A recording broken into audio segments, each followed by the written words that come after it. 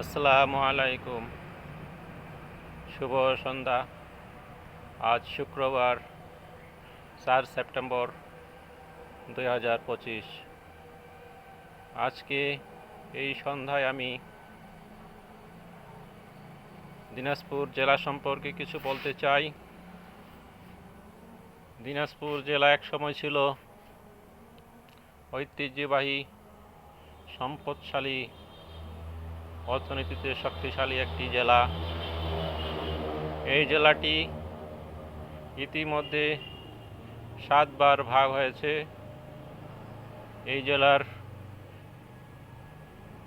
একটি অংশ ভারতে পড়েছে, একটি অংশ বাংলাদেশে। বর্তমানে দিনাজপুর জেলা থেকে হয়েছে 3টি জেলা: পঞ্চগড়, ঠাকুরগাঁও, দিনাজপুর। অপরদিকে ভারতে আছে উত্তর দিনাজপুর, দক্ষিণ দিনাজপুর। এছাড়াও দিনাজপুরের কিছু অংশ বগুড়া, জয়পুরহাটে, কিছু অংশ পাবনা, কিছু অংশ সান্তাহারের দিকে, নওগাঁ, সান্তাহার। এছাড়া কুচবিহার, শিলিগুড়ি, বিভিন্ন মিলায়া একটি বৃহত্তম জেলা। এই জেলাটি একসময় প্রদেশ হিসাবে স্বীকৃত ছিল। এই জেলা থেকে বঙ্গের সর্বাধিক খাজনা প্রদান করা হতো বলে ব্রিটিশ সরকার একসময় এই জেলাকে প্রাদেশিক সরকার রূপে আখ্যায়িত করে প্রায় 10 বছর একটি রাজ্য সরকার বা প্রাদেশিক সরকারের সুবিধা ভোগ করে। এত সম্পদশালী ছিল এই জেলা, খাদ্যে উদ্বৃত্ত, স্বয়ংসম্পূর্ণ এবং সর্বোচ্চ খাজনা প্রদানকারী জেলা। সেই জেলা দেখতে দেখতে তলানিতে এসে ঠেকেছে। গত 20 বছর আগেও এই জেলা একটি শক্তিশালী জেলা ছিল বাংলাদেশের।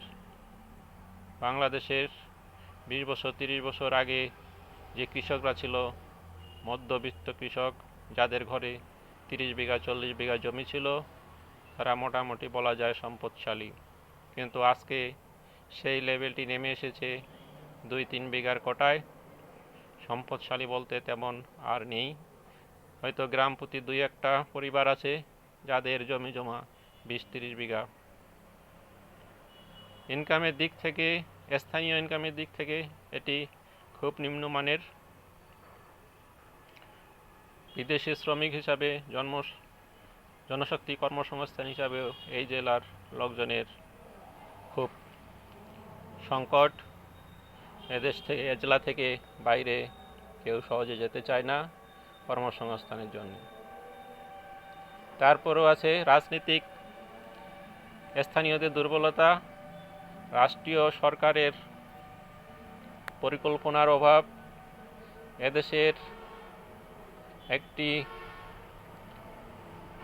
একটি বৃহত্তম অর্থনৈতিক পরিকাঠামো, অর্থ আদায় হয় এই জেলা থেকে। এখানে বৃহত্তম স্থলবন্দর, হিলি স্থলবন্দর। এখানে কয়লা উৎপাদন কেন্দ্র, কয়লা খনি। এখানে তাপবিদ্যুৎ কেন্দ্র, পাথরের খনি। এছাড়া আছে উদ্বৃত্ত চাল রপ্তানি, কাঠারিভোগ, কালোজিরা চাল দেশ ছেড়ে দেশের বাইরেও রপ্তানি। এদেশের যে লিচু রপ্তানি হয় সেটাও এখান থেকে। অর্থাৎ এখন যা আছে সমষ্টিগতভাবে, ব্যক্তিগত না হলেও সমষ্টিগতভাবে যে অর্থনৈতিক কর্মকাণ্ড আছে তাও যে কোনো জেলার থেকে কম নয়। কিন্তু ব্যক্তিগত মাথাপিছু আয়ের দিক থেকে এই জেলার মানুষ এখন বাংলাদেশের দ্বিতীয় বৃহত্তম দরিদ্র জেলায় পরিণত হয়েছে। অর্থাৎ 1 নম্বরে দরিদ্রতম জেলা কুড়িগ্রাম, 2 নম্বরে দিনাজপুর। অর্থাৎ এখন দিনাজপুর জেলা দরিদ্রতম জেলার কাতারে। এই দরিদ্রতম জেলা থেকে মুক্তির উপায় খোঁজা উচিত। এ জেলার এখনও উদ্বৃত্ত ধান চাল।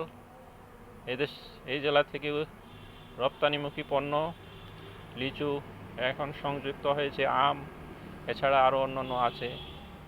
আগামী কিছুদিনের মধ্যে এই জেলা থেকে চাও রপ্তানি হতে পারে।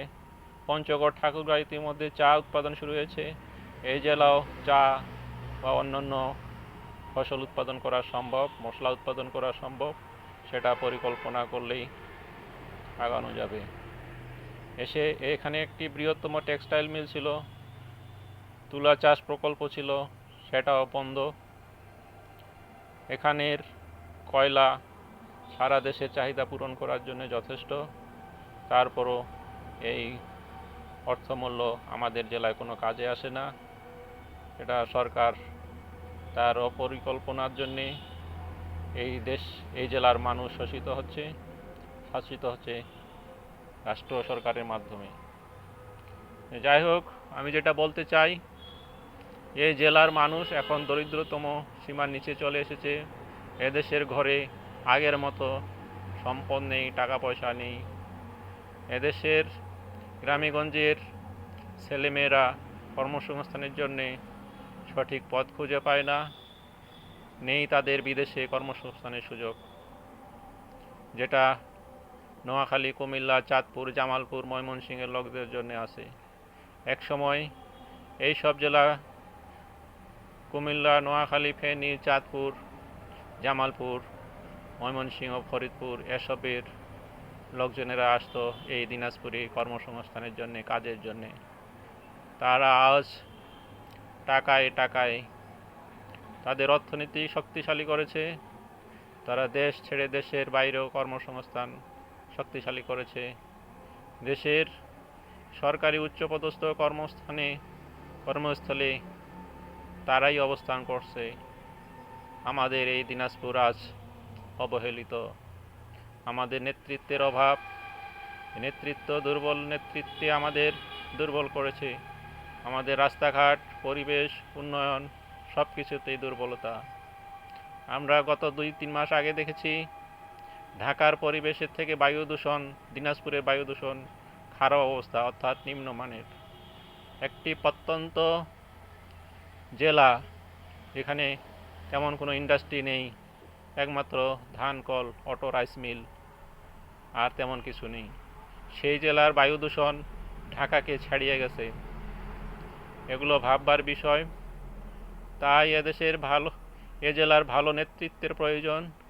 মেধাসম্পন্ন, জ্ঞানসম্পন্ন, দেশপ্রেমিক 2-4 জন নেতার প্রয়োজন এ জেলায়, যারা এই জেলাকে উপরে তুলতে পারবে, যারা জেলার জন্য কাজ করবে, জেলার উন্নয়নের জন্য কাজ করবে। আলী বাবা, বিটিভি, ঢাকা।